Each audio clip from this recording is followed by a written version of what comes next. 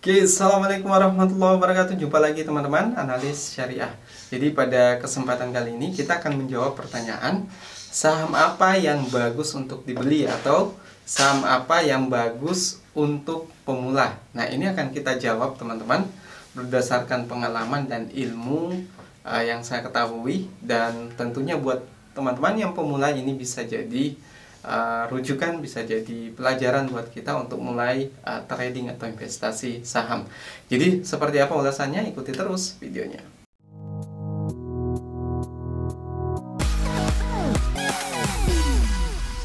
Jadi pertanyaan soal saham apa yang bagus untuk dibeli atau saham apa yang bagus untuk pemula. Jadi teman-teman, kita pahami dulu bahwa yang namanya saham itu akan terus bergerak dari hari ke hari, entah itu naik atau turun. Tapi yang jelas pergerakan itu kalau secara jangka pendek itu akan dipengaruhi oleh faktor sentimen, bisa juga karena faktor gejolak pasar dan lain sebagainya. Dan saham-saham yang bergerak dalam jangka pendek itu tidak bisa dijadikan dasar bahwa saham tersebut baik atau tidak. Teman-teman yang masih pemula sangat disarankan untuk menghindari saham yang sekedar ramai diperdagangkan di Bursa Efek Indonesia. Misalnya menjadi saham 20 saham teraktif di Bursa Efek hari itu, maka teman-teman jangan putuskan untuk membeli sahamnya sekalipun ada potensi kenaikan yang sampai 20%, 25% dalam sehari. Jadi teman-teman, buat yang pemula kami sarankan belilah saham yang memang secara fundamental. Jadi kalau kita bicara soal fundamental, maka itu artinya kita sudah mengetahui laporan keuangan perusahaan tersebut. Minimal saham tersebut sedang untung di kuartal tersebut. Jadi misalnya di kuartal 1 tahun 2022, saham tersebut untung, laba bersihnya naik dibanding periode yang sama di tahun sebelumnya. Artinya di kuartal 1 tahun sebelumnya. Jadi pada saat kita melihat laba bersihnya naik, maka itu salah satu tanda saham yang bagus dibeli untuk pemula. Nah, tidak sampai di situ teman-teman. Setelah kita paham laba bersihnya naik atau tidak, kemudian kita lihat rasio yang banyak dan umum digunakan, yaitu rasio return on equity. Jadi teman-teman, kalau sudah melihat laba bersihnya naik, maka lihat perbandingan antara laba bersih dengan ekuitasnya. Teman-teman hitung berapa perbandingannya, berapa sekian kali perbandingan antara laba bersih dengan ekuitasnya. Nah, laba bersihnya misalnya kalau kita setelah bandingkan dengan ekuitasnya hasilnya adalah di atas 10%, maka itu bagus. Jadi kalau teman-teman tanya saham yang kinerjanya atau saham yang bagus bagi pemula untuk dibeli, salah satunya adalah melihat rasio return on equity. Kalau rasio return on equity-nya bisa di atas 10% atau paling baik misalnya 30%, itu sudah cukup bagi kita untuk menilai saham itu baik atau tidak untuk kita beli atau investasi di saham tersebut. Tapi belum cukup sampai di situ teman-teman.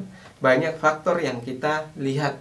Salah satu juga yang sering digunakan oleh Lo Keng Hong adalah net profit margin. Jadi rasio NPM ini banyak digunakan oleh Lo Keng Hong untuk menilai seberapa efektif perusahaan menghasilkan laba jika dibandingkan dengan penjualannya. Jadi itu kemudian dihitung rasionya. Kalau baik, maka itu nanti akan diputuskan berdasarkan pertimbangan-pertimbangan lain. Jadi itu salah satunya saja, tidak bisa menjadi dasar. Nah, kemudian selanjutnya teman-teman lihat rasio debt to equity ratio. Jadi bandingkan antara utangnya dengan ekuitasnya. Teman-teman buat rasionya, perbandingannya itu hasilnya berapa. Sebisa mungkin kalau teman-teman masih pemula, hindari dulu saham-saham yang utangnya bisa satu kali lebih banyak dibanding dengan modalnya atau ekuitasnya. Jadi kalau perbandingannya 1:1 itu masih kita anggap wajar. Tapi itu pun teman-teman kita bisa melihat sektornya, dia ada di sektor apa. Kalau dia sektor konstruksi, bisa jadi rasio di atas 1 itu masih kita anggap cukup. Nah, buat teman-teman yang mau tahu rasio-rasio yang baik untuk saham-saham tertentu, untuk sektor tertentu, maka bisa mendapatkan kalkulator saham Excel. Teman-teman buka bloganalis.co.id, kemudian di bagian menu tools teman-teman klik kalkulator saham Excel. Nah, kita lanjutkan teman-teman. Setelah kita tahu utangnya baik, labanya juga naik, kemudian rasio return on equity-nya baik. Jadi selanjutnya teman-teman, setelah mengetahui return on equity-nya, laba bersihnya, dan faktor-faktor lain termasuk utangnya, maka selanjutnya teman-teman lihat rasio valuasi atau rasio harga pasar saham. Jadi yang teman-teman lakukan, ada dua rasio yang biasa digunakan, yaitu rasio PBV dan rasio PER. PBV ini kita menghitung dulu nilai bukunya berapa, baru kita bandingkan antara harga dengan nilai buku tersebut. Kalau rasionya bisa di bawah 1 kali dan secara histori juga sering dihargai di bawah 1 kali, maka bisa kita katakan saham tersebut murah. Lalu kemudian teman-teman bisa menggunakan rasio PER atau price to earning ratio. Rasio PER ini atau price to earning ratio ini kita hitung membandingkan antara harga saham dengan earning per share atau laba per saham. Nah, laba per saham ini bisa ada rumusnya juga, sudah kita bahas di channel ini. Intinya video ini untuk menjelaskan secara umum saja apa saja yang teman-teman harus ketahui untuk menilai saham itu baik atau tidak. Jadi pertanyaan, saham yang bagus untuk dibeli bagi pemula atau saham yang bagus untuk pemula itu apa saja? Di antara kriterianya adalah beberapa yang sudah kita sebutkan tadi. Selain itu teman-teman bisa lihat manajemennya seperti apa, kemudian lihat indeks harga saham gabungan lagi naik atau turun. Kalau sedang turun, sedang downtrend, maka bisa menahan dulu untuk tidak membeli sahamnya. Termasuk teman-teman kalau sudah belajar soal candlestick, melihat grafik harga saham, bisa menggunakan Yahoo Finance.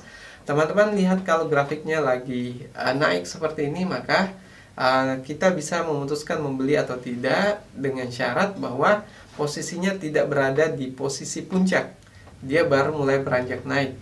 Atau teman-teman bisa lihat kalau dia lagi turun downtrend, maka tahan dulu. Kalau dia sudah mulai naik, baru kemudian membeli sahamnya. Jadi trik sederhana untuk memilih saham yang baik dan benar itu banyak sekali teman-teman. Untuk bisa dapatkan video tutorial yang lebih lengkap, teman-teman silahkan berkunjung di belajarsaham.analis.co.id.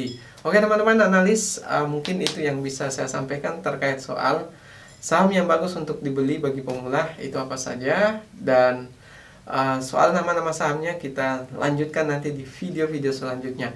Oke, mungkin itu yang bisa saya sampaikan. Kalau ada komentar silahkan komentar di bawah.